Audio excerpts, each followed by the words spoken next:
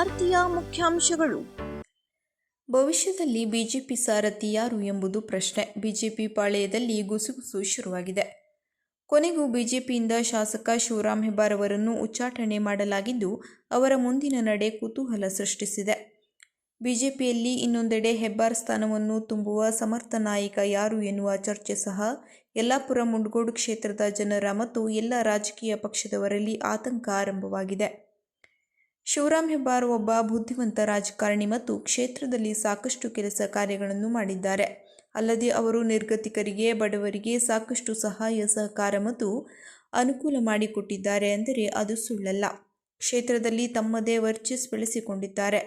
ಅವರು ಯಾವ ಪಕ್ಷದಲ್ಲಿದ್ದರೂ ಅವರಿಗೆ ಕಾರ್ಯಕರ್ತರು ಜೈ ಎನ್ನುವವರೇ ಹೆಚ್ಚಾಗಿದ್ದಾರೆ. ಹಾಗಂತೇಳಿ ಅವರು ಯಾವಾಗಲೂ ಅಹಂನ ರಾಜಕಾರಣ ಮಾಡಿಲ್ಲ. ನೇರ ನಿಷ್ಠುರ ರಾಜಕಾರಣಿ.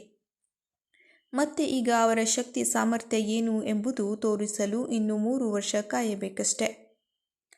ಬಿಜೆಪಿ ಶಿಸ್ತು ಸಮಿತಿಯಿಂದ ಶಾಸಕ ಶಿವರಾಮ್ ಹೆಬ್ಬಾರ್ ಅವರನ್ನು ಪಕ್ಷ ವಿರೋಧಿ ಚಟುವಟಿಕೆಯ ಹಿನ್ನೆಲೆಯಲ್ಲಿ 6 ವರ್ಷಗಳ ಕಾಲ ಉಚ್ಚಾಟನೆ ಮಾಡಿ ಆದೇಶ ಹೊರಡಿಸಿದೆ. ಇದು ನಿರೀಕ್ಷಿತವಾಗಿದ್ದರೂ ಯಾವಾಗ ಎನ್ನುವ ಪ್ರಶ್ನೆಯಷ್ಟೇ ಉಳಿದಿತ್ತು.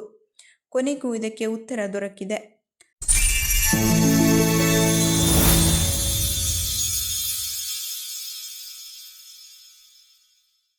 ಕದಂಬ ನ್ಯೂಸ್ ಫಸ್ಟ್, ನಿರ್ಭೀತಿಯಿಂದ ನಿಮ್ಮ ಪರವಾಗಿ.